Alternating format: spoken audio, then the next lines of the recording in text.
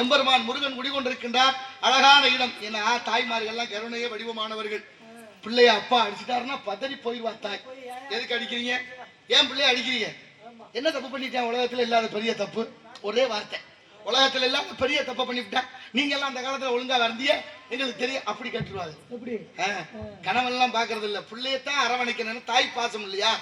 7200 மணி நேரம் கருவுல சுமந்து அந்த பிள்ளைய ஈரடிக்காம எறும்பு கடிக்காம மலசலம் தொடச்சி தூக்கமின்றி பசி அடக்கி அந்த வாயை கட்டி வைத்த கட்டி இந்த பிள்ளைய வளர்த்து அவன் நடமாடுற வயசு வந்துச்சு வச்சுங்க.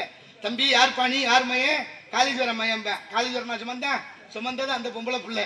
ஆனா பேர் யாருக்கு? அவங்க அப்பாவுக்கு. விட்டு கொடுக்கிறார்கள்.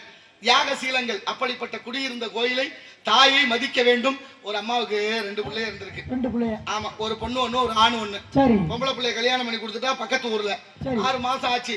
பக்கத்து வீட்டு அம்மா கேக்குறா, என்ன பண்றீங்க?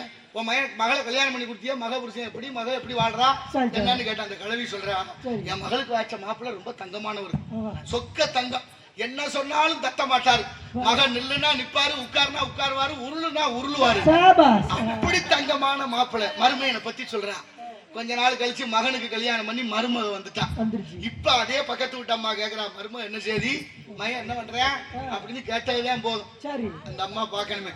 அதை ஏன் கேக்குறேன்? இந்த பகை என்ன சொக்கு பொடி போட்டாலும் தெரியல. அந்த பயல அவன் அவ பேச்சையே கேட்கிறான். மக சொல்லி மருமையும் கேட்டா நல்லா படுது, மருமக சொல்லி மகன் கேட்டா தப்பா படுது. எல்லாரும் பரிணாம வளர்ச்சியிலே குழந்தையாக இருந்து பெரியவளாகி பூப்புனிதவதியாகி ஒரு ஆடவனுக்கு திருமணமாகி மனைவியாகி ஒரு குழந்தைக்கு தாயாகி அவளே மாமியாராக மாறும். இந்த தத்துவத்தை யதார்த்தத்தை புரிந்து கொண்டால் வாழ்க்கை சிறக்கும். இக்கரைக்கு அக்கறை பச்சை என்பதை விட இக்கரையும் பச்சை என்பதுதான் யதார்த்தம். அந்த வகையில் அன்னைக்கு ஒரு காலத்துல தாயும் பிள்ளைக்கு உறவு எப்படி இருந்துச்சு தெரியுமா? எப்படி இருந்துச்சு? பக்கம் வீட்டுல நம்ம கிழவன் கிழவியே இருக்கக்கூடாதுன்னு நினைக்குது.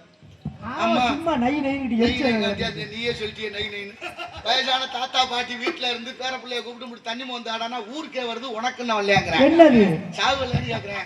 என்னத்தை செய்ய சொல்றேன்? கல்யாணம் பண்ணி வரும்போது நாங்க தனி கொடுத்தனமா போகணும்னே வருது.